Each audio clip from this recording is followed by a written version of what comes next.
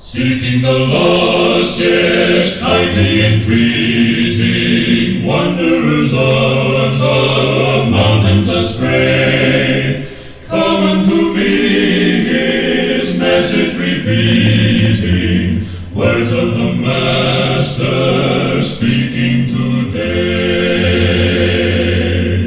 Blowing a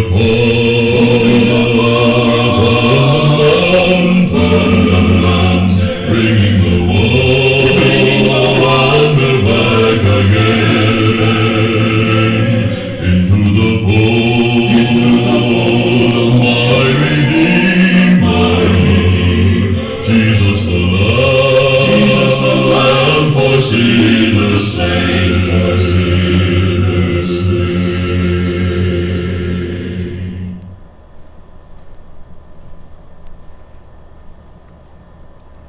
Isang magandang hapon na naman po sa ating lahat mga kapatid. Nandito na naman po tayo sa panibagong episode ng ating programa hinggil po sa pagsasagot ng posisyon ng tayo ng Seventh-day Adventist Church hinggil po sa World War.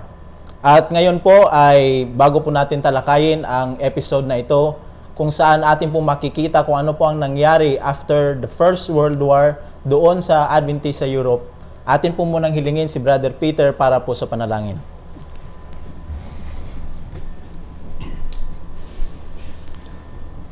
Dakilang Diyos sa kaitaasan po ng mga langit, sa pagkakataong ito ay narito muli kami upang gampanan ang aming tungkulin na linawin ang mga issues na ipinupukol sa inyong bayan at ituwid ang mali na mga pagsasalaysay sa tunay na nangyari sa inyong bayan noong panahon ng First World War. Kaya't hinihiling po namin ang inyong gabay na tulungan nyo kami na muli naming isalaysay ang katotohanan at pawang katotohanan lamang hinggil dito sa tunay na pangyayari kung papaano na ang mga reformador noong panahon ng First World War ay lumabas o na nabuo. Gabayan po ang mga tagapakinig namin sa presentation na ito na nawa po ay maintindihan nila at magkaroon sila ng tama na pangunawa sa tunay ng pangyayari upang sa ganon ay magiging basehan ng kanilang pagtitimbang at nawa ay magkaroon sila ng tamang pagpapasya kung alin ang kanilang papanigan, kung sa masama ba o sa katotohanan. At dinadalangin namin na nawa po ay maging positive ang kanilang magiging pagpapasya na kampihan ang katotohanan na kapag ang inyong mga utos ng pamahalaan o nasa kinauukulan ay lumalabag sa inyong kautusan, ang tamang desisyon na dapat gagawin ng isang tunay na Kristiyano na nagmamahal sa inyo ay sumunod sa inyo kaysa sumunod sa tao. Ito ang aking dalangin sa pangalan ng Panginoong Jesus. Amen. Amen. Sa atin pong nakaraang episode sa part 3 ay atin pong nilinaw na yung sinabi ni Brother Pastor Brian Tolentino, siya mismo ang nag-define that apostasy is departing from the principles of the church. And there we see na mismo ang American Division and also the General Conference ay pinayagan nila ang American Division na gawin yung pagbabago ng tayo nila. European Division na binago nila yung kanilang tayo hinggil po sa former standard or former principles na kinatatayuan ng Seventh-day Adventist. Ngayon, tell us, Brother Peter, with regards to what is the aftermath of the First World War hinggil doon sa mga believers in European Division. Ang nangyari po doon sa European Division ay talagang gumawa sila ng position na labag doon sa original na position ng church. Kaya titignan po natin at ipapakita natin na yung nagiging position actually nila is something, sabi nga ng ibang mga writers, is a reversal Reversal of the principles. of the old position ng church. Ayan. At yan ay papakita natin po ngayon. Halimbawa, yung position ng General Conference at that time is nabanggit natin nakalipas na meron silang ginawa na pagpupulong noong November 1915. At doon sa November 1915 na position nila ay kanilang nilinaw na binigyan nila yung ayon kay Louis Christian na binigyan nila ng lahat na countries around the world liberty to adapt themselves to those particular laws. Nang ibig sabihin na kung kasi pag sinabing adapt, ibig sabihin na conform, na lahat ng mga countries around the world ay dapat mag-conform kung ano man ang batas na umiiral doon sa bansa na kanilang kinalalagyan. With regards to drafting. Oo, when it comes to military issues. Yes. Military. Ngayon, para magkaroon tayo ng idea kung ano yung ibig nilang sabihin doon, pakinggan natin po, i-share natin sa mga kapatid, yung explanation mismo ng presidente. Okay. Si A.G. Daniels noong 1920. Sabi niya, as soon as the war broke out in Europe, we in all America started to study the question in details. So, pinag-aralan talaga nila yon. After we studied the question in detail, we found that it perplexed us very much. It perplexed us very much. Then we took the position, everyone must follow his conscience regarding this question. As long as we don't have any precise limits and rules regarding our position towards authorities, everyone must be allowed liberty to proceed according to his conscience. The brethren in America maintain the same moderate and indulgent position as our brethren in Europe. So ang ibig sabihin nila dito, na when they had a meeting, they studied yung this was 1915. They have 1 year to study the situation of the war. So alam nila, aware sila kung ano na doon sa Europe may nangyayari na pagbabago. May nangyari ng gira. Tapos na yung gira.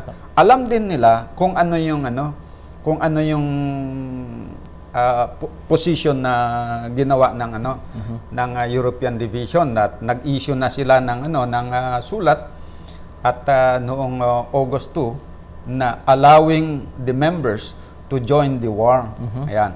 Alam nila yon dahil sumulat naman si Guidel doon sa kanila.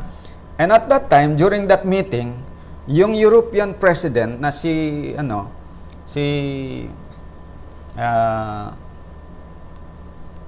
Conradi ay present doon sa Amerika.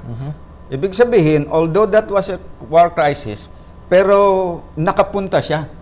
To attend the meeting. Nakatravel doon sa Amerika at present siya doon sa sa meeting na yon. So shinare niya talaga yung doon. Sinabi niya, contrary doon sa allegation ni Pastor Tolentino, na hindi niya sinabi. Pero sinabi niya talaga yon. At saka may report pa si Guidel sa kanila kung ilang mga tao ilang mga Adventist ang sumali sa gira. Sumali sa gira, yeah. Sinulat niya doon sa kanyang sulat na 10%. Ayan. So pinag-aralan na, aware nila yon at alam nila na mali yon. Contrary doon sa so to accommodate that, ay ito ang ginawa nila na position. Nag-change din sila ng position. Doon sa Europe is combatant ang kanilang position. Dito, ginawa naman nila na mag-conform. ang tawag doon? Conscientious objectors. Liberty of conscience. Liberty of conscience. Liberty of conscience ang tawag doon. Then we took the position, sabi niya, everyone must follow his conscience regarding this question.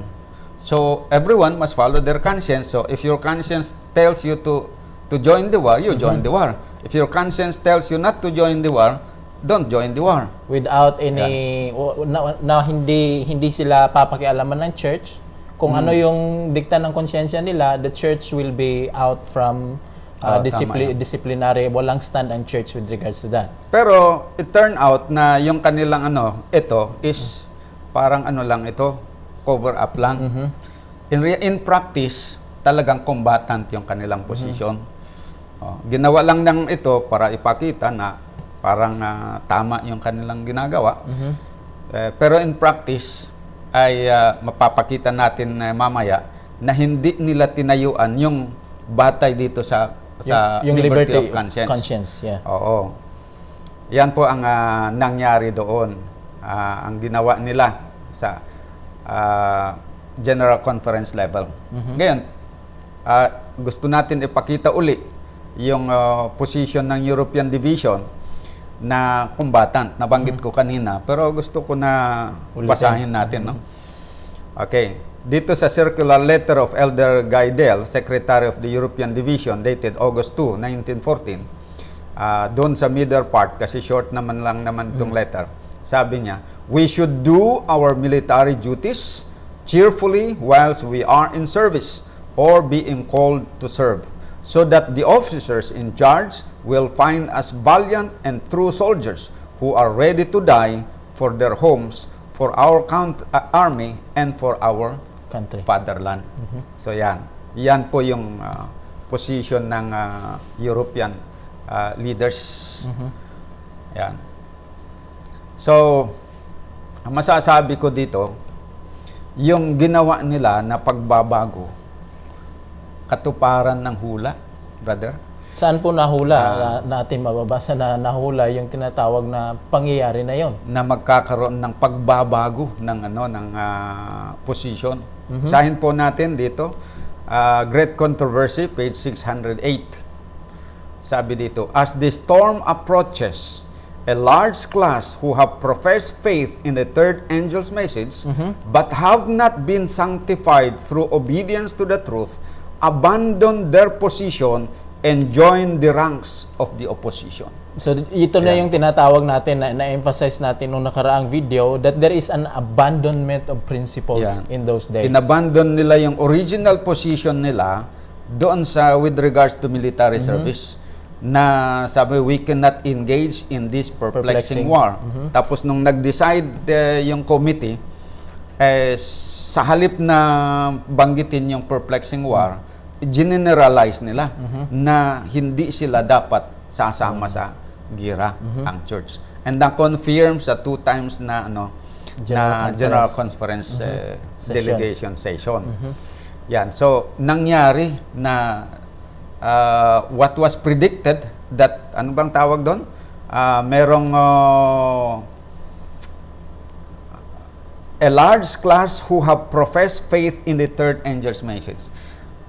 Sa lahat ng mga denominations doon sa time na yon, 1914, sino ba ang merong yung naniniwala sa third angel's message? I think it's only Seventh-day Adventist. Walang iba, kundi it's only Seventh-day Kasi Adventist. unique kasi ang doctrine ng Seventh-day Adventist with regards to third angel's messages. So, ibig sabihin, itong sabing before the storm approaches, yung storm na tinutukoy dito, crisis, the Sandalo, before the Sandalo will come, magkakaroon ng abandoning of position ng Seventh-day Adventist. Hindi Seventh-day Adventist ang sinulat, pero yun ang tinutukoy. Sinabi, a large class who have professed faith in the third angel's message. Meron talagang nag-abandon ng position. And then, from non-participation in war, binago na, inabandon nila yon at ginawa nila na participation doon sa Europe at sa JC level naman is the same pa rin ang tumong participation pero liberty of conscience ang basis. Ayan. So, yung tinatawag natin na abandonment from the truth, kung saan dinescribe uli ni Pastor Tolentino in his video, and he called it apostasy. That is, was that right, Brother Peter? Yan ang definition niya. Looking at the actual na pangyayari, nagkaroon talaga na apostasy. Kasi they abandoned their true position, which is the right position, and they changed it to a position which is not in harmony with the will of God, Word of God, or with the light original given one. Yan. Kaya masasabi natin na nahula na eksakto na natupad yung hula ng tawag dito Great Controversy 608. At ito pa, gusto kong i-share sa ating mga listeners na besides yung prophecy na merong large class of people who are claiming to be believers of the third angel's message, they will abandon their position. Meron talaga ditong binanggit na magkakaroon ng paghihiwalay. That would be as a result of abandonment. No? Basahin po natin. Dito sa Testimonies Volume 6, page 400, as trials thicken around us, both separation and unity will be seen in our ranks. Some who are now ready to take up weapons of warfare will in times of real peril make it manifest that they have not built upon the solid rock. They will yield to temptation. Those who have had great light and precious privileges but have not improved them will under one pretext or another go out from us. Paliwanag natin ito kasi dalawa yung binanggit dito. Separation both and unity. Separation and unity will be seen in our ranks. Dito, ano ba yung ranks? Our ranks, Seventh-day Adventist ranks. That means in the ranks of the Seventh-day Adventist. Ayan. Na magkakaroon daw ng separation at saka unity. Siyempre, yung unity on the part doon sa makakapareho ang pananaw. Separation on the part doon sa mga hindi magkakapareho ang pananaw. Kaya sabi ni Amos, cannot two walk together if they be agreed. Tama yun.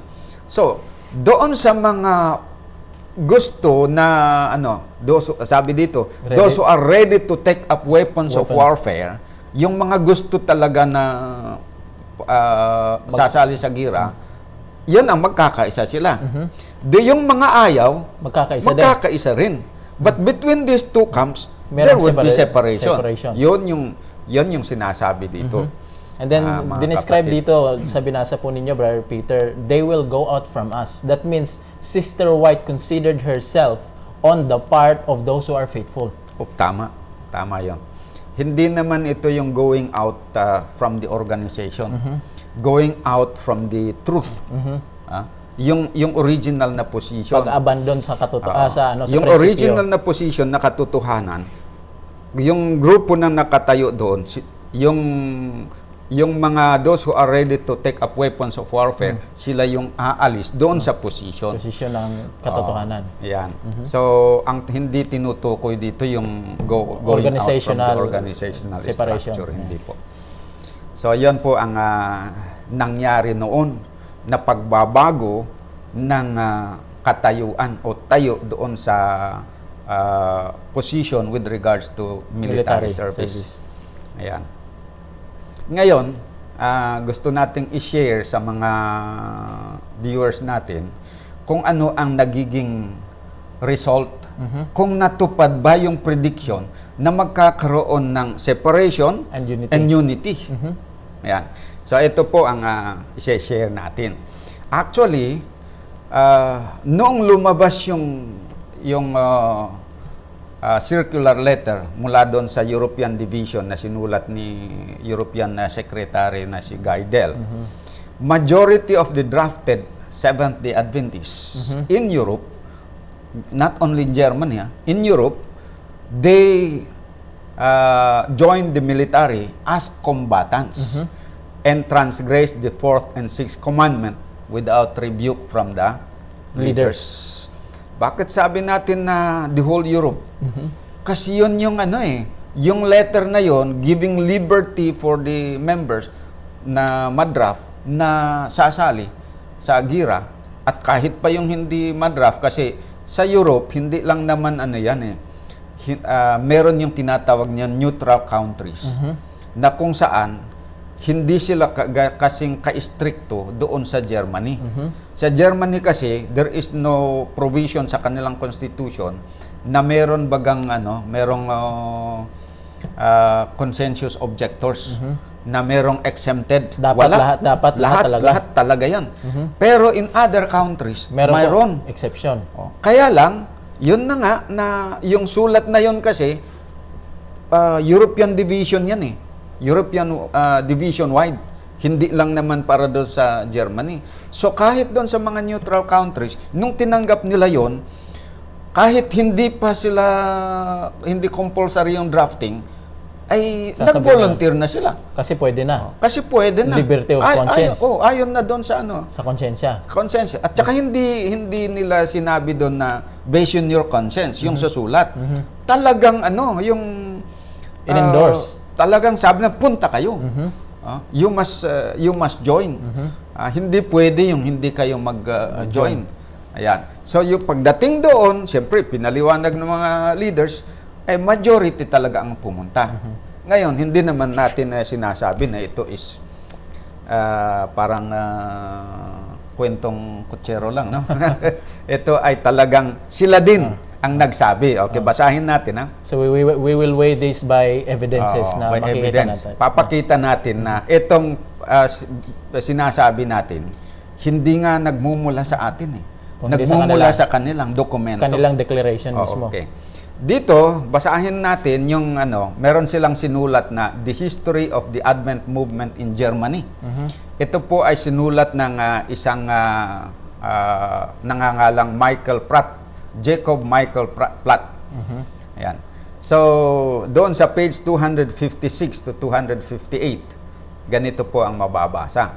In August 1914, Conradi stipulated that under the emergency, the German Adventists could perform military service, bear arms, and work on Saturday.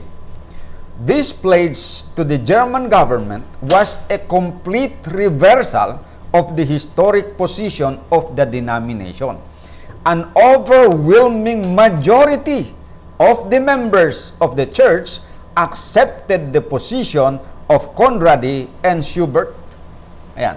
So, an overwhelming majority of the members accepted the position of Conradi and Schubert. So, in this sense, Brother Peter, upon reading this, nakita natin that the prophecy itself has been fulfilled na sinabi, a large class. A large class. The same thing with an overwhelming number. Overwhelming majority. And then sinabi pa dito is complete reversal. Ay sinabi ni Brother Brian Tolentino, hindi umalis.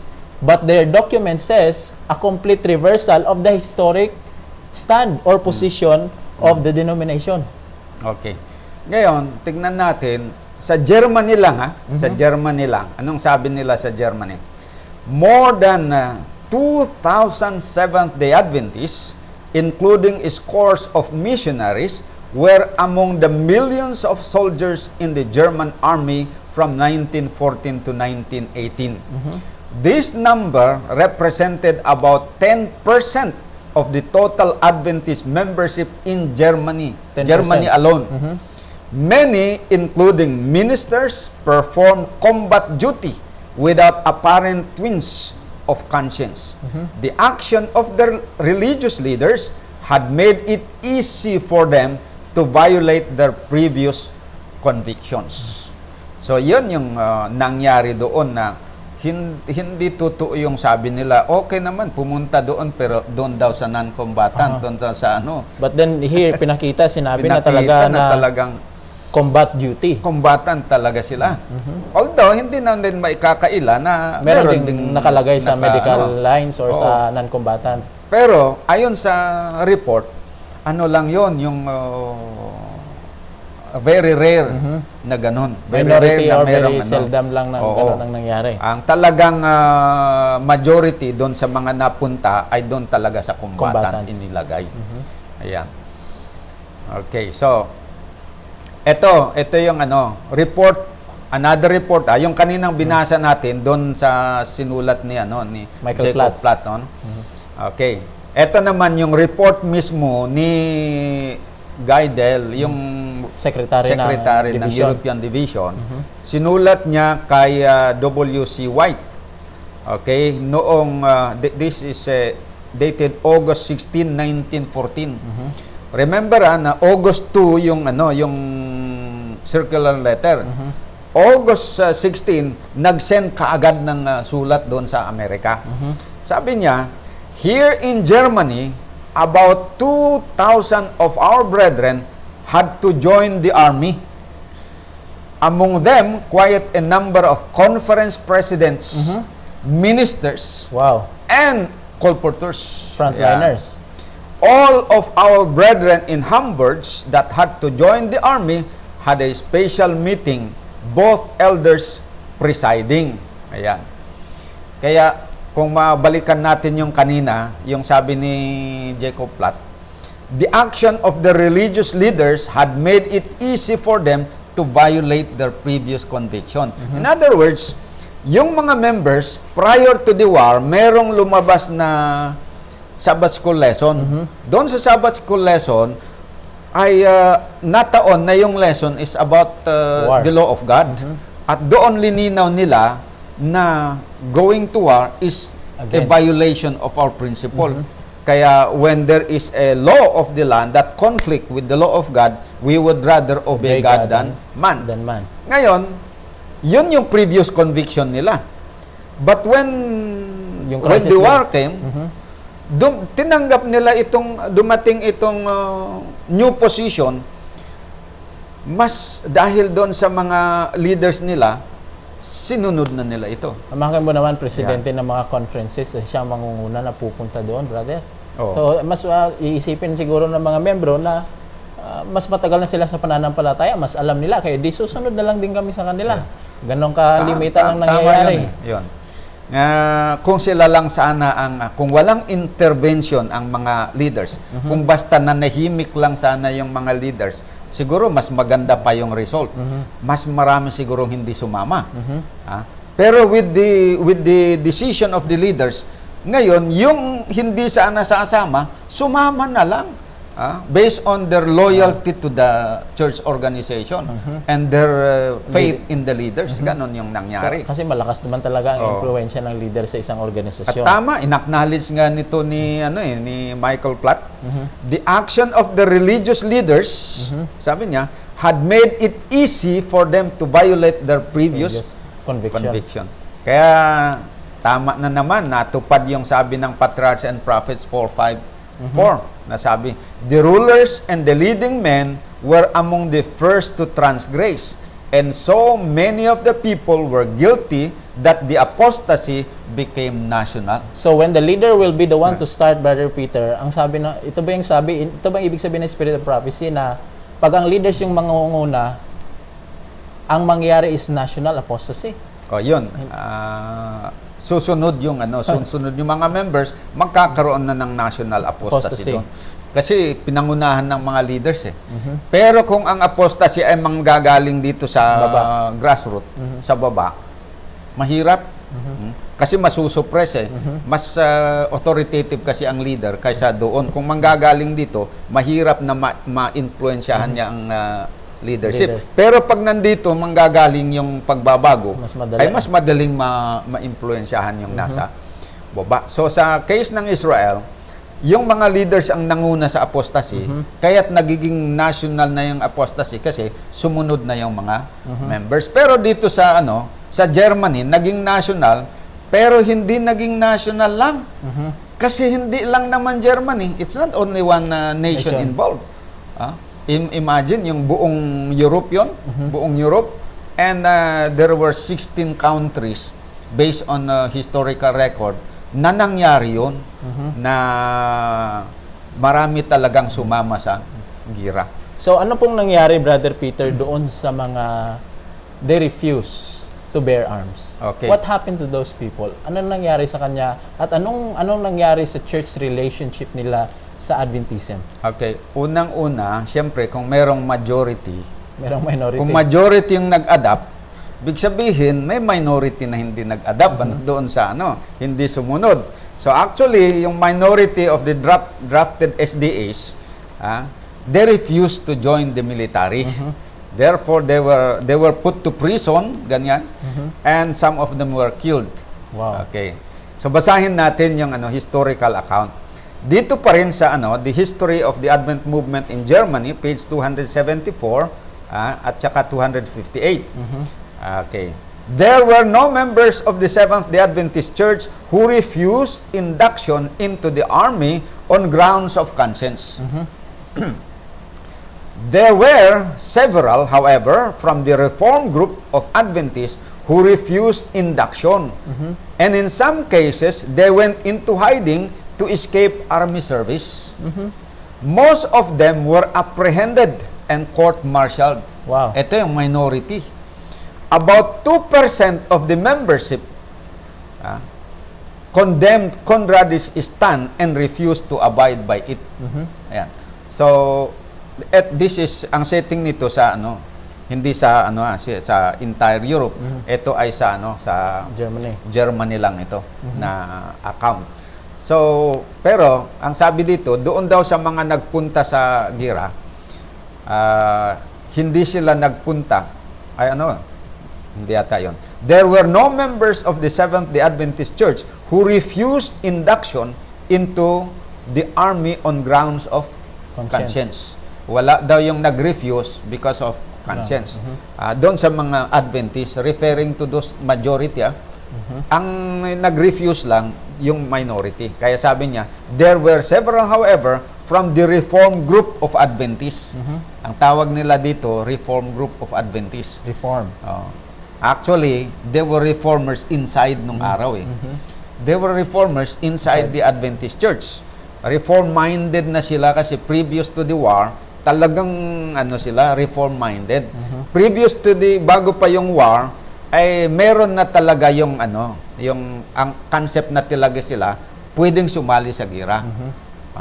Although yung position ng church, hindi dapat sumali, pero sa kanilang individual mind, ay kumbinsido na sila na dapat pwedeng sumali sa gira. At isa na itong yung mga leaders. Remember yung previous na episode natin, binasa natin, na yung position daw, silang nagsabi hindi tayo. Sabi ni Conrad this position that we are telling you have been taken years ago. Sabi, several years ago na. Ayan. So, before the war, nagbago na yung isip nila. So, when the crisis came, na lang. Sinunod na lang nila yung conviction nila. Pero meron yung mga reform insiders. Pagdating ngayon ng crisis, sila yung nanindigan. Yan. Ang nangyari doon. And then, hindi lang yon na sila'y pinahirapan doon sa government. Yung sinabi natin kanina na some were in prison, some were even killed, is sa side ng government. Pero dito naman sa side ng church, parang dalawa yung they were persecuted on two sides persecution from the government and from their persecution from their former brethren. Dito sa church. Dual baptism of the fire ito. Kaya kung doon, ang natamo nila doon in front of government is they were in prison, they were tortured, some of them were shot. Ay dito naman, iba. Disfellowship naman sila. Para sa akin, Brother Peter, it is more painful spiritually, yung spiritual na persecution kaysa sa physical persecution, I think Kasi kasi iisipin natin, our church relationship is connection with our salvation, and then you were disfellowship from the church whom you believe to be the true church. Depende kung anong perspective mo titignan. Pag titignan mo from the point of view of eternal life, ay talagang mas painful ngayon. Okay. Dito pa rin, page 258 ng The History of the Advent Movement in Germany. About 2% of the membership condemned Conrad's stand and refused to abide by it. Their persistent refusal resulted in dismissal from the membership of the church and the development of an opposing movement. So, let's pause for a moment, Brother Peter. Ang bato last time is tayo ang umalis. Oh, yan. The Reform movement left the church. Ayun, ang So lagi that- nilang sinasabi. But on what we read here, we are not yung katotohanan na babasa natin according to their own article. Hindi tayo umalis. Tayo ang pinaalis. Pinaalis, tama po. Kasi sabi dito, their persistent refusal to what? Refusal to abide with the new doctrine that they are promoting, which is contrary to the Old law of principles. God. The refusal resulted in dismissal from the membership of the church. And because of this dismissal, na-develop ngayon yung tinatawag na opposing movement. Kasi nga, yung mga yung sang-ayon doon sa old na doctrine, sila ngayon yung pinaalis.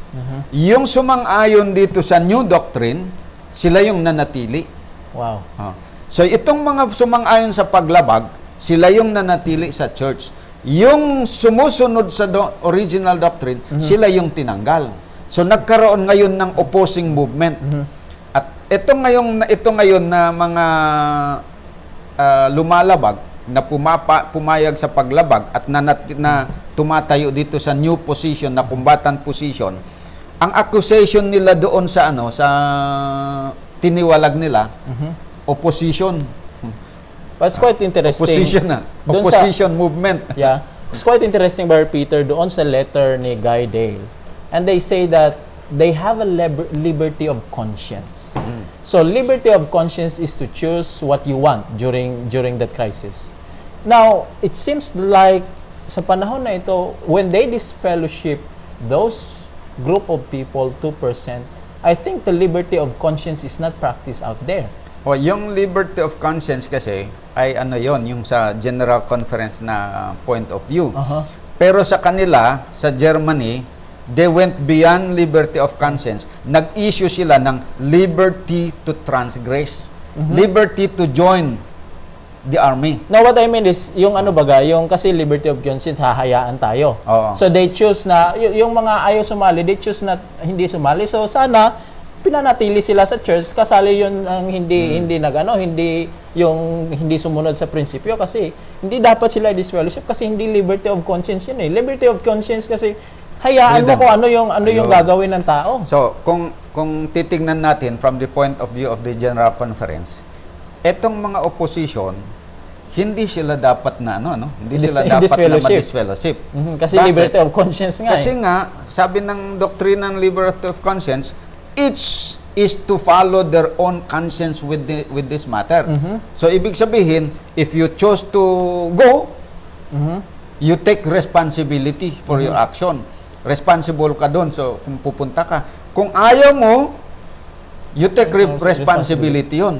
Pero dito, hindi na eh. I think this is now no longer liberty of conscience. Can we call Dictatorship na itong nangyari. So, Tyrannical talaga yon. Decision ng church. Hindi na liberty of conscience ang pinairal. Kaya yung ginigiit nila na wala daw, hindi naniniwala ang reform movement ng liberty of conscience. Actually, yung dinipensahan nila doon na European leaders, sila yung hindi naniniwala ng liberty of conscience. Kasi hindi nila iginalang yung liberty nitong mga ayaw. They have the right to refuse. And yet, they were disciplined and removed from the church for just exercising their liberty not to go to war. So, yun ang paradox doon nangyari sa kwan. Okay, tuloy natin, no? So, gaano kadami ba sila, Brother Peter? Gaano kadami yung tinatawag natin number ng mga nandoon? How does the article describe how much of the membership of the 2% ayon doon sa papers nila, 2%. Ito, basahin po ulit natin. Ito, German newspaper, ano? April 12, 1918. At the beginning of the war, by the way, yung writer dito is a Seventh-day Adventist. No. At the beginning of the war, our organization was split into two parties. As 98% of our membership, by searching the Bible, came to the conviction that they are duty-bound by conscience to defend their country with weapons. Also on Saturdays, this position, unanimously endorsed by the leadership, was immediately announced to the war ministry. Doon sa Berlin. Ayan, nabasa natin the previous video. 2%, however, did not submit to this resolution and therefore had to be disfellowship because of their unchristian conduct. Tignan mo ang yung baliktad na nakakatawa dito. Etong mga gustong sumunod doon sa dating doktrina na tama, based on the Bible and spirit of prophecy, at nanindigan sila, dinisfellowship sila dahil ang tingin nitong mga sumama sa gira, unchristian conduct daw yun. So, ibig sabihin, ang pagsunod sa kalooban ng Diyos is an unchristian conduct. Yung hindi ka sasama sa gira, hindi ka papatay sa panahon ng gira, ang tawag nila dito, unchristian conduct. Unchristian conduct. Kung kabaliktaran nito, ibig sabihin, ang concept nila sa Christian conduct, ang Kristiyano dapat sasama sa gira, pumatay ng kapwa. Yan sa kanilang perception, ang Christian conduct. Kaya very opposite, ano? And then, sabi pa dito, these unprofitable elements, grabe yan, unprofitable Walang daw mga itong silbi. mga, In other terms, itong mga walang silbi. faithful,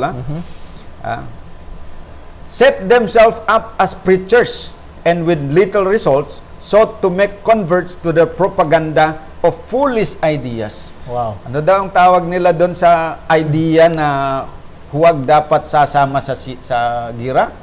Foolish idea para sa kanila daw yun. They call themselves falsely preachers and Adventists.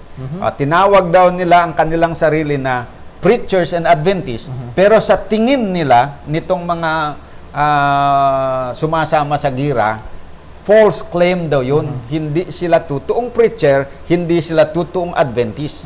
At bakit? Kasi hindi sila sumasama sa gira. Ibig sabihin, para sa kanila, ang totoong Adventist at preacher ay yung nangangaral na dapat sumama sa gira.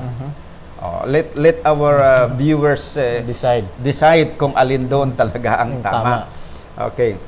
And then sabi pa, they are not. They are deceivers. Wow. So tinawag pa itong deceivers, itong mga tumayo sa katotohanan na ayaw sumama sa gira. Deceivers daw yon. When such elements receive their merited punishment, we regard it in fact as a favor done to us. So, Grabe, yung persecution ng mga kapatiran is a favor done to them. Favor done to them daw. Pag na-persecute itong mga kapatid nila na nanindigan sa original na doctrine. Wow. Grabe, ang pagtingin nila talagang napakasama. Yan ang nangyayari kapag yung isip ng tao ay Perverted. Pervert na ba? Na-loss na yung yung sensitiveness sa katotohanan. Okay, ito pa. This is another newspaper. September 26, 1918. In the beginning of the war, there were some members, as there are also in other places, who did not want to take part in war service. O, yun. So, maraming nag-a-acknowledge na meron talagang Adventist na ayaw talagang sumama sa gira. Either because of their lack of unity or because of fanaticism. So, panatiko na ang tawag na. Tawag na naman doon sa kanila is Panatiko. hindi nakikiisa. Kasi hindi nga nakikiisa doon sa decision ng leaders. At saka fanaticism. Wow. Kaya para sa kanila na naman, pag hindi ka sumama doon sa gira, nanindigan ka na bawal ang gira, sa kanila fanaticism yun. Kaya kung itong mga leaders na ito ay nabubuhay sila sa panahon ni na Sister White, yung liwanag na binigay ng Diyos na huwag sasama sa gira, sa kanilang mentality, Fanatic that idea is yan. fanatic idea. So lumalabas na sa kanilang pronouncement, God is fanatic. Wow. Kasi ang God, ang nagsabi sa mga Adventist noon, huwag kayong sasama sa Gera. gera. Ngayon, itong mga sumunod dito sa ganito na patakaran na ibinigay ng Diyos, sila ay tinawag na fanatic. And they lack unity. Ayaw nilang makiisa sa kanilang mga leaders. Well, 'di ba, merong binigay ang Panginoon na kailan ba tayo makikiisa sa mga leaders at kailan tayo hindi dapat makiisa. Kapag ang mga leaders in the world, in the government or in the church ay nagbigay ng utos laban sa utos ng Diyos, Hindi tayo makikiisa. hindi tayo talaga makikiisa sa kanila. Doon tayo we should obey God rather than Man. man. Yun po yung tama na prinsipyo. Pero pag tinayuan mo yan, yung tamang prinsipyo na yon, etong mga ayaw sa katotohanan, tatawagin ka na Fanatiko. panatiko. Yan. And then, sabi dito, they started to spread around their ideas in the congregation by word and by writing. Ibig sabihin, itong mga tinatawag nilang panatiko, yung ayaw sa gira, ginagampanan nila yung tungkulin nila na babalaan yung kanilang kasamahan by writing And by word. and by verbal. Yan. They were exhorted. Exhorted means they were warned by the church. Yung church na, by the leaders of the church na nagbago na yung doktrina. But because of their obstinacy, they had to be put out Wow. or disfellowship. Yung ginamit kanina is disfellowship, dismissal, ngayon naman put out of the church. For they became a threatening to internal and external peace. Yan ang reason nila. So, dito, ang mga actual dito na historical documentation, ito ang magpapasinungaling doon sa sinasabi ni Pastor Tolentino na yung mga Adventist reformers daw nung araw ay natiwalag not because of the issue of the military service na ayaw nilang sasama sa gira. Hindi daw yun. Kundi, tiniwalag sila because of rebellion. Oh. Yung rebellion daw. Nagrebelde daw kasi sila. So I think in such a way, parang rebellion kung titingnan doon sa decision ng mga leaders in which is hindi naman tama. But then kung titingnan natin, that is abiding in the principles that was given by God through the pioneers in those times. Titignan natin na yung hindi nila pagsunod doon, they may consider it rebellion because they are refusing to abide with the authority of the church officer, no? Tinuring nila ngayon na rebellion 'yon. Pero yung cause kung bakit sila hindi sumunod is because of the principle na dating prinsipyo na gusto nilang tayuan na hindi dapat sasama sa gira ang bayan ng Diyos. So hindi mo pwedeng ihiwalay yon yung issue ng kanilang pagka-disfellowship kung na hindi mo i-base doon sa kanilang paniniwala. Kasi kung wala sana yung paniniwala na yon nila, there is no reason for them not to abide with the decision of the leaders. But it is because of their belief that Adventists should not go to war according to the established principle of the church. Was because of that na hindi na sila gusto na mag-abide doon sa authority ng apostate leaders. Kasi apostate leaders na ang tingin nila. Bakit apostate leaders? Kasi nga, tinalikuran nila yung tamang doktrina. Yan. So, tell us about the experience of those disfellowship members. Ngayon, may issue. Linawin ko ito tungkol sa binanggit mo. May issue na ganun na nga, na parang itong mga rebelde ang dinisfellowship. Ngayon, gusto kong ipapakita dito sa ating mga viewers na hindi lang itong mga lalaki na hindi pumunta doon sa sa gira, kahit mga babae at saka yung matatanda, na wala naman kinalaman doon sa pagpunta kasi exempted nga sila eh. But because of their idea na Hindi. naniwala lang sila doon sa old na doctrine, yun ang naging dahilan na sila tinanggap. Tinanggal din. Ayan, tinanggal din. Eto, magbasa tayo ng halimbawa. Dito sa isang aklat na sinulat ni Alfredo Carlos Sass, ang pangalan ng aklat is History of the Seventh-day Adventist Reform Movement and the IMS. Sa page 13, ganito ang sabi niya. My father accepted the Adventist faith in 1912. Yan. Before the war yun, 2 years before the war broke 2 out. years before the war. Pero ito ay hindi sila sa Germany. Sa Hungary ito. In Hungary. And was baptized in the Seventh-day Adventist Church on February 13, 1913. He received the circular letter of the European Division requesting all young men in military age to enlist in the war service. Ayan. Tama naman yun. He had been indoctrinated about the importance of keeping the commandments of God, especially from the Sabbath school lessons. Now he was in a dilemma. Should he do war service or not? He wanted to be loyal to the church, so he, as an Adventist, decided to enter the war service. Ayan. So, dahil gusto niyang maging loyal sa church, so pumunta Pumunta sa gera. sa gira. Okay, kasi yun ang sabi doon sa circle letter eh. So, pumunta. Ibig sabihin, nag-volunteer siya. Kasi hindi naman yung Hungary, hindi naman kagaya ng Germany. Okay. Sa kanila doon, volunteer. Okay. On many occasions, he told us that his work there was to take the food from the kitchen to the soldiers in the trenches. So, yung trabaho niya, Hindi siya- marangal, ano? hindi siya kumbatan. Hindi naman kumbatan. He became physically sick, and the officer sent him home for treatment. Yan. While he was under treatment, the elder of the church convinced him that a Seventh-day Adventist must not take part in war. Yung Okay. church Yung elder nila. church elder nila. What a very good church elder. Very good yung church elder nila. Okay. So, isa rin pala siya na hindi sumang-ayon doon sa prinsipyo ng mga leaders. at that mga time. leaders. Okay. He accepted the counsel and did not return to the army. For that reason, he was disfellowship from the church. Tignan mo It's quite interesting doon For that reason lang na ayaw niyang bumalik sa serbisyo kasi nga na-convince siya na Hindi ang din. Seventh-day Adventist hindi dapat sasama sa gira. Dinis fellowship siya. So it's quite interesting doon sa past study natin doon sa episode number 2 na sa Battle Creek, Dinis Fellowship yung pumunta sa army. Oo. Ngayon, ang Dinis Fellowship naman, yung ayaw pumunta sa army. Yun, So anong ang kabaliktaran nangyari. ng desisyon ng... Kabaliktaran.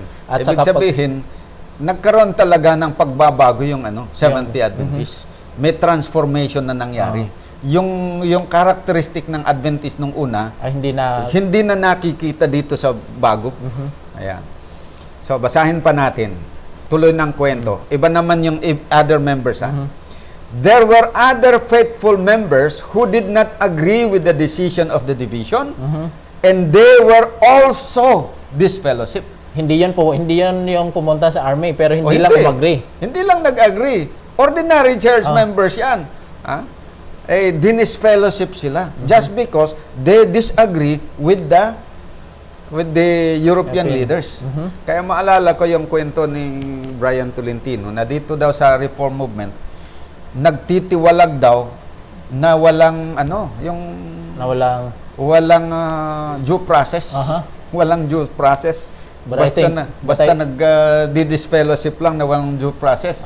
Yun naman ay kwento niya lang, hindi naman siya nagpakita ng pruweba. Wala naman siyang binasa. But then dito sa atin Dito yung mayroong historical personal record. Personal talaga experience ito. In a church where my grandmother, auntie, and my mother were attending, the elder of the church by the name Kutasi was teaching the members that an Adventist cannot take part in war service. So maganda yung elder na ito eh. Ibig sabihin, gusto niyang tumayo doon sa kalooban ng Diyos. dati. Okay, anong nangyari? In 1916, the minister, Elder Murbach, ang pangalan niya, arrived on the Sabbath to conduct the ceremony of the Lord's Supper. Meron sanang Lord's Supper sana sila eh. The table was set and everything was ready for the solemnity. Okay. And then what happened? That was the first time that my mother was to partake of the Lord's Supper after her baptism. Bagong binyag pa Bagong na. binyag pala yung nanay nito eh. Okay. Pastor Morbach asked the congregation, who is on the side of Brother Kutasi? Wow. Yung Brother Kutasi, yung elder, Yes. na gustong manindigan doon sa old na doctrine. Ayaw pumunta sa gera. But the minister, the elder stood up and said, tumayo ngayon itong si Brother Kutasi, not on my side, but on the Lord's side. Yun ang sabi niya. What a humble elder. Mapagkumbaba. Sabi niya, huwag kayong pumunta sa aking side. Sa panig ng Panginoon. But the minister insisted, binago ngayon, nag-rephrase ng minister yung kanyang tanong. Who has the same opinion of Brother Kutasi in regard to the duties toward the government? Wow. Naging malinaw na. Kasi kanina sabi niya, who is on the side of Brother Kutasi? Ngayon, who has the same opinion of Brother Kutasi in regard to the duties towards the government? About 20 people stood up. Wow. About 20 people. The minister then said, you cannot take part in the Lord's Supper. Wow. Grabe Including the talaga. mother of Brother Sas. Oo, yan. They walk out from the church, etong mga 20 people, no? They walk out from the church kasi ayaw silang payagan na mag-Lord's Supper. And they gathered at the backyard. And the rest of the members inside continued with the ceremony. So, nagtuloy pa rin yung Lord's Supper, ginawa nila. Nakapagtataka, paano kaya gagawin nila yun? Pagkatapos ng Lord's Supper, di ba? Merong reconciliation. Paano kaya nila gagawin yun? Very, very mahirap nating isipin, no?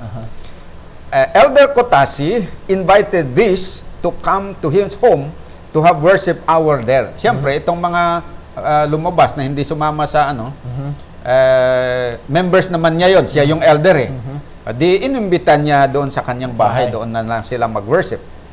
That same day, these members were disfellowship from the church. Wow. Grabe. So, disfellowshipment without further, yung tinatawag natin na payo o di kaya... Wala namang Matthew 18 na ginawa. So, you Wala see... namang Matthew 18 ang ginawa eh. That same, the same Sabbath, dinisfellowship sila. Wow. Without due process, without Matthew 18 na ginawa. Ayan. So, wala namang riot dito din eh. Walang protest. Basta ayaw lang nila na sa bagay, pumunta sa anong gagawin mo dun sa loob na hindi ka naman sasali? Di talagang lalabas na lang. Lalabas ka. Hindi naman sila nag-ingay eh. Di siyempre sabi na, huwag kayong sasama. Di lumabas sila. Ayan. Yan po ang nangyari. Ngayon, doon sa video, maalala mo brother, hinighlight ni Pastor Tolentino yung karanasan ng church sa Bremen. Na doon sabi na yung mga leaders daw doon na mga nag-wild, talagang hindi na daw makontrol. Yun yung dinisfellowship. Hindi daw dahil doon sa kanilang view sa non-participation in war. Kung hindi doon pero dahil doon sa kanilang emotional pagpo-protest, tsaka yung rebellious protest na tawag nila doon. So, gusto natin i-enlighten ang mga kapatid natin tungkol dito sa karanasan para na ito. makita talaga nila kung Para ano talaga yung kwento. Kasi yung pinagbasehan niya doon sa kwento niya, yung tape recorded na explanation o kwento ni Oscar Kramer na ginawa. Kung kailan niya ginawa ito na tape recorder, hindi natin alam. Malamang na siguro ito after na sila lumipat sa SD. Pero prior to that, ito pa lang si Oscar Kramer, yung karanasan niya na yon na kinuwento niya, na i-publish sa magazine ng Reform. Na i-publish, na preserve yan ito dito sa ating archives. Kaya ngayon, batay doon sa article na na-i-publish sa ating magazine, doon kinuha ngayon ng ating historian at in-incorporate niya dito sa ating sa ating libro. Meron tayong libro diyan.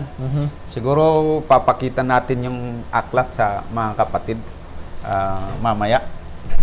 Ngayon, Doon sa page 179 to 181, kinuwento ngayon doon yung experience doon sa sa Bremen. Sige. Ganito, basahin natin. History of the SDA Reform Movement, 179 to 181. The Adventist Church in Bremen had a fine young elder, a local elder, by the name Wilhelm Richter. But he was not present on the Sabbath after the mobilization. He had withdrawn himself after receiving a draft order to join the German Armed Forces. Na-draft pala ito siya, pero hindi siya sumama. Nagtago, sabihin natin. Anyone joining the army could not possibly keep the commandment of God. Yan ang reason na hindi siya pumunta. Kasi mahirap mong, makakalabag ka talaga. So, Brother Richter did the only thing that was left for him to do. He fled overnight. Wow. Yan. Tuloy natin. In the absence of their elder, Brother Richter, Brother Stubert, an ordained minister, spoke to the congregation at the 11 o'clock service. Alam natin that is divine service yun. Okay. And what a wonderful service it was. He admonished all to stand faithful to God's holy law, to which the church seemed to agree. So napakaganda yung kanilang serbisyo noon. Wala yung elder, may dumating na minister, si Brother Stubert, siya ang nagdala sa second service. Tapos in-encourage sila na maging tapat sa Ten Commandments ng Panginoon. Kaya natapos yon na very peaceful, masaya ang lahat ng members. The following Sabbath, basahin natin.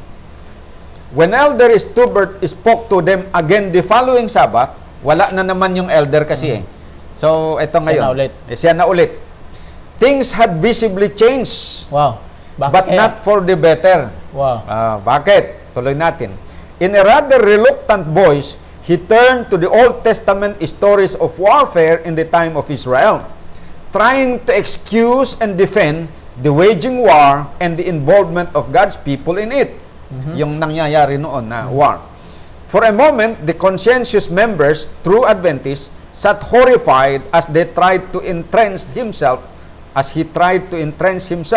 behind the text, submit yourselves to every ordinance of man, and let every soul be subject unto the higher powers. Wow. So, yun yung mga quotation niya doon sa sa Romans 13 at saka sa 1 Peter, na para ipaliwanag nila, na kumbinsihin nila na dapat ngayong sa war na ito, sasama tayo. Ngayon, nagtaka sila kasi previously, nung Sabat na nakalipas, ang ganda ng sermon niya. Tamang-tama. Susunod ang kautusan ng Panginoon. Pero within this week, just 6 days na natapos, nabago yung isip niya. Yun pala, natanggap din niya yung sulat. Yung sulat. Tapos, na-convince siya ngayon doon sa position ng mga leaders. Nakala niya yun yung tama. Yan, so tuloy natin. There were nevertheless enough earnest and stout-hearted believers in that meeting who dared to vindicate the honor of God. So, habang pinapaliwanag niya na kabaliktaran na yung sinasabi niya ngayon kaysa yung sinabi niya nung previous Sabbath, ganito ang nangyari. Etong mga, sabihin natin, die-hard. Sabi dito kasi, stout-hearted believers doon sa old na doctrine. Sabi na, they promptly rose to their feet, protesting aloud against such perversion of truth. O, siyempre naman, kung nandun ka pagkatapos, yun ang alam mo. For the first time, ay merong isang ministro na magkokontrahin niya yung dati na doktrina. Abay, nag-protest sila. Ayan. But they were then, nag-protest sila against such perversion of truth. But they were then informed that this new stand was not taken by the minister alone. It was now the position of the entire German Union. Wow. O di nagpaliwanag itong tao na hindi naman lang ako, ito ang position ngayon ng union. To this effect, the leaders had sent word to the German government on August 4, 1914. There was much confusion at that meeting. The service was completely disrupted and the church was virtually divided between two opposing opinions. Nahati uli. Nahati sila in terms of opinion, ha? Pero siyempre, mix pa rin yan sila doon.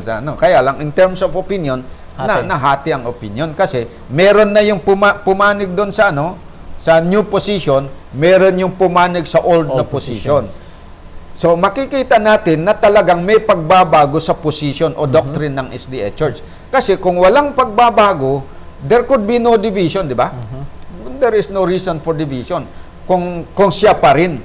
The fact na talagang nahati sila, that is because talagang bago na yung position ng church. Nagbago na talaga, tumalikod na. Pagsabihin natin pagtalikod, kasi hindi na nanatili dito sa dati. Ayan. Tuloy natin. So, na-disrupt yun. Ito yung sinasabi nilang nag-wild sila daw. Pero hindi naman yung protest na kagaya ng street protest na nagsisigawan, nagbabatuhan pa, nagsasabunutan. Wala. Ito ay lang yung expression of their disagreement. O di siyempre, sabi na, bakit ganyan ang sinasabi mo? Pastor, di ba ang doktrina natin ganito? Ayan. So, ang nangyari, nagiging exchange of reasoning na, so hindi na naging maganda yung kalalabasan ng ng second service. So nag-close sila na hindi maganda ang feeling ng mga members sa isa't isa. Divided na talaga sila. And then siyempre, pagtapos ng Sabat na yon, nagsiuwian na sila. And then after rather an excited week, kasi after ng 1 week, nag-gather uli sila sa church. Third Sabbath na ito. They gathered again for the next Sabbath meeting. This time, because of the threatening circumstances, the field president appeared. Dalawang ministro ito na yung kinuwento ni Brian Tolentino na nag-intervene na ang field. Mangyari, yung minister na ito is nag-report siya doon sa field. So, pumunta ngayon yung field president. And then, he reiterated the new standpoint of the leadership very forcefully and condemned the position of the few protesting brethren as the rebellion of Korah. Ayun. So, nung nagturo na siya doon, is talagang, sinikap niya talaga na kumbinsihin ang mga tao na ang lahat na sumunod dito sa bago na posisyon.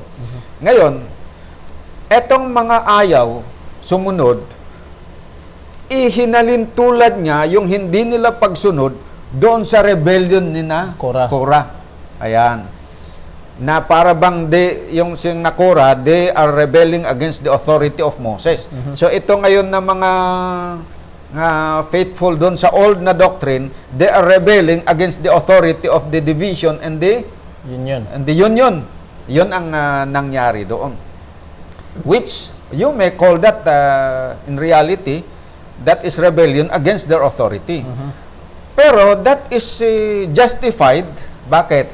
Kasi yung kanilang naging batas ay kontra na doon sa doktrina ng Panginoon.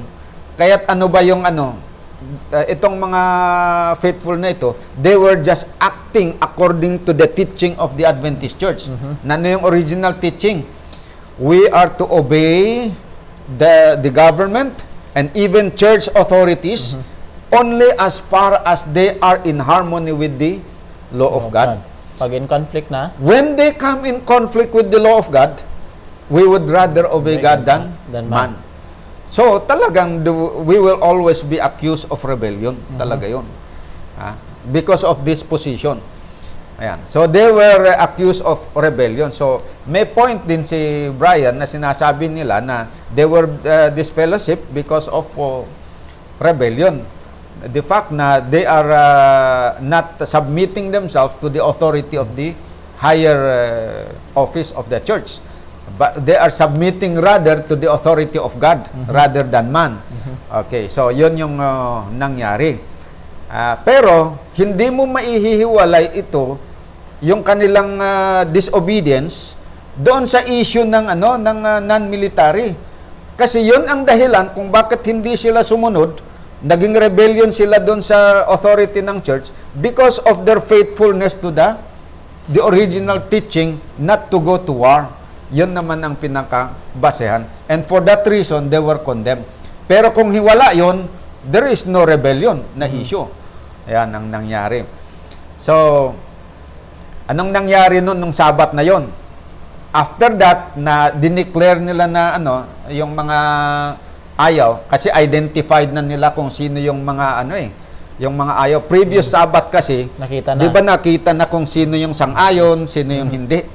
Eh nung dumating yung leader ng field, meron na kaagad siyang listahan kung sino yung pangalan ng mga tao na ayaw sumunod doon sa new position. Kaya sabi dito, and then a shameful thing happened. The president took a slip, took a slip from his coat pocket and read off a list of names. Kumuha sa kanyang pocket ng papel, may binasang mga pangalan, listahan So, ng may mga lista na pangalan. pala daan. Oo, nakalista na. Okay. Sabi niya, Elder Richter and Sister Kramer were included. So, doon sa listahan, maraming pangalan yan. Nakasama daw yung pangalan nung itong si Richter, yung elder na wala. Wala doon yung elder, ha? Kasi nga, tumakas doon sa, sa pulis. Huhulihin kasi siya yon pagka nakita ng mga pulis. Kaya umalis sa kanilang lugar, pumunta sa ibang lugar para hindi mahuli. Pero nakalista yung pangalan niya. Tapos itong si Kramer, ito relative ni Oscar Kramer na yung nagsulat dito. At saka relative din siguro ni Helmut Kramer. So, this, he said, were considered disfellowship from the church. Tignan mo yan. Meron bang Matthew 18 yan na ginawa nila? Wala, Pangalawang beses na yan na instance. At saka hindi lang ito nangyari. Maraming beses yan na nangyari. Meron tayo dito yung sinasabi ko na libro natin. The history of the Seventh-day Adventist Reform Movement. Nandito po yung mga karanasan ng mga tao sa Germany na na-disfellowship, mga karanasan ng mga yung mga nasa iba't ibang countries, sa Hungary, sa Romania, sa Bulgaria, sa Estonia, nandito po yan. Kaya makapal, tingnan nyo.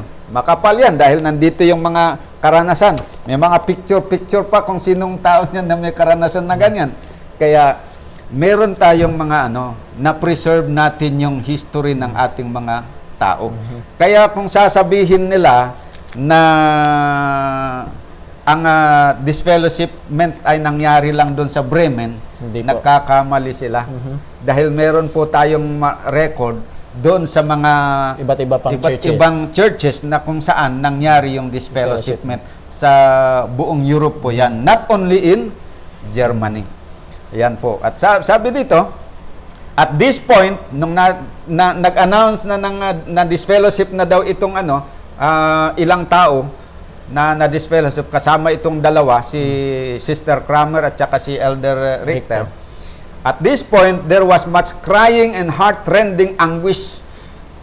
Nag-iyakan yung mga tao kasi hindi nila ba inaasahan na dahil sa kanilang pagtatapat ay sila tatanggalin sa iglesia? Nako. So, all protesting was in vain. Prayer meetings followed which lasted all night through. Grabe, nag-prayer meeting itong mga nagsipag-disfellowship. Tapos talagang nanalangin sila sa Panginoon. Talagang ibinuhos nila ang kanilang damdamin sa Panginoon. So, yun po yung nangyari doon sa Bremen. And then, after the following Sabbath, nagsimba pa rin sila. Tuloy natin. The disfellowship ones kept on attending the church services regularly even after they were disfellowship. Wala man silang pupuntahan. Attend pa din doon. Attend pa rin. Kasi basta faithful sila. Sabbath after Sabbath and ignored the command to stay away.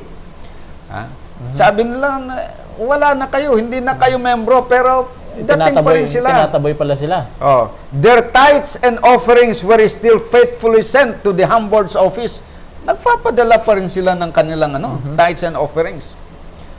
Pero, katagalan, eto, soon they heard that in nearly all churches in Germany, scores were disfellowship for the same reason.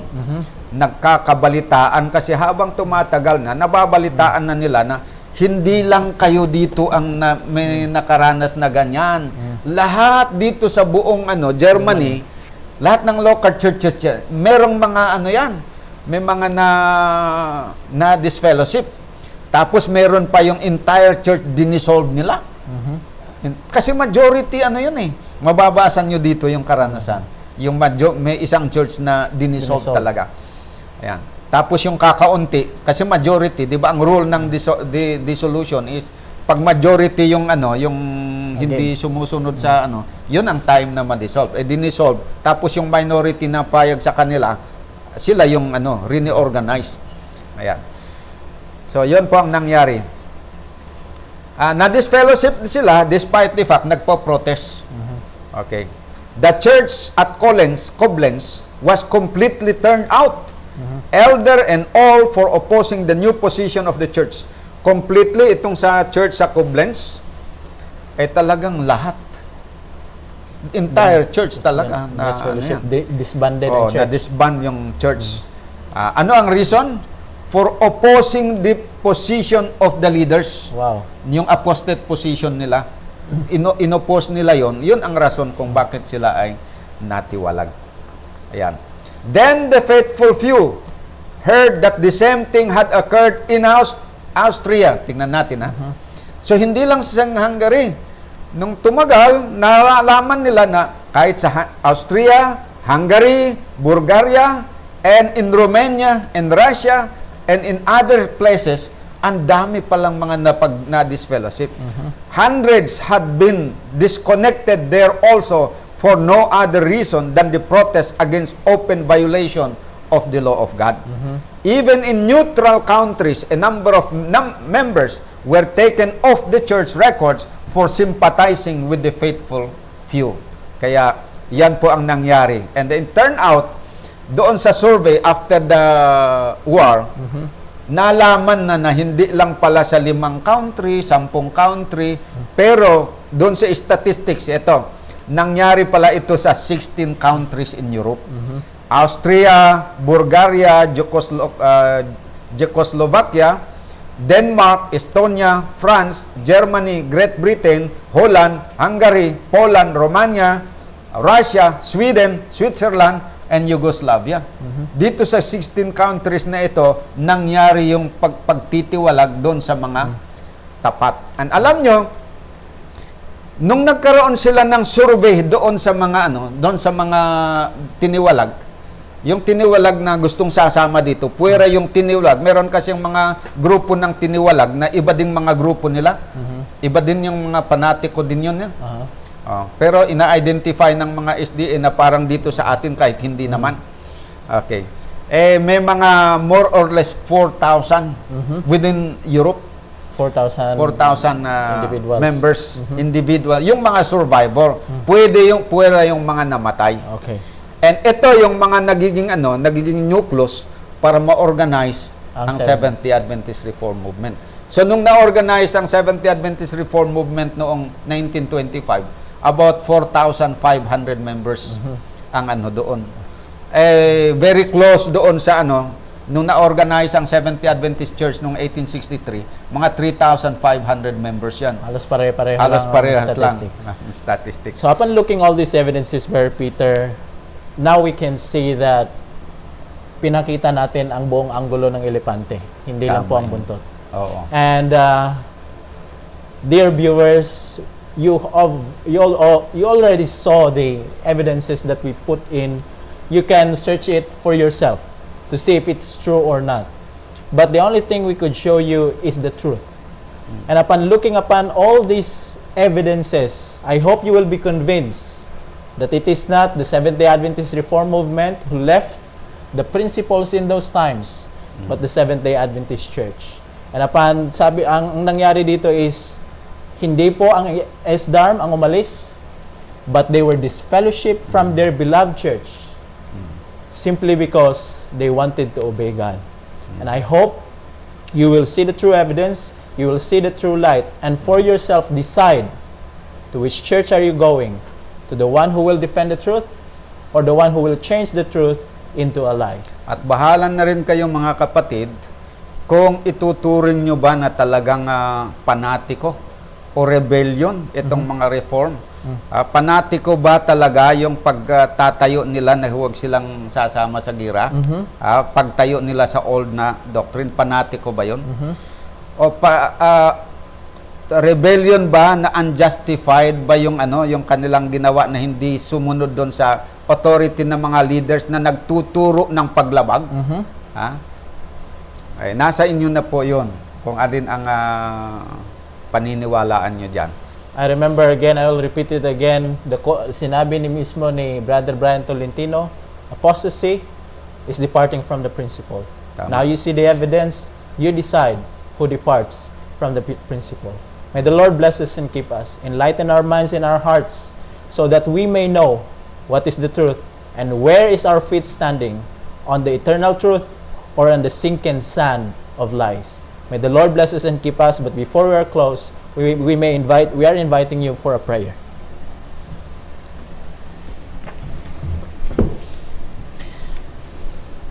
Mapagpala at mahabagin po naming Diyos na sa kaitaasan po kayo ng mga langit. Salamat po muli na binigyan niyo kami ng pagkakataon upang aralin, siyasatin at tingnan ang lahat ng ebidensya kung saan makikita kung alin ang tama na katayuan ng inyong iglesia sa panahon ng gyera. Tulungan po ang aming mga tagapanood at mga tagapakinig na kanila pong malaman ang katotohanan at sila po ang pumili kung saan sila sa katotohanan o sa mali. Ngunit po amin pong hinihiling na inyo pong hipuin ang kanilang mga puso. Ito po'y palambutin sa pamamagitan ng dugo ni Kristo na ibinuhos doon sa krus upang sila po ay makasunod sa inyong kalooban. Patawarin po kami kung saan kami nagkamali at nagkasala. Ito pong samot hiling namin sa pangalan ni Jesus namin tagapagligtas. Amen. Amen.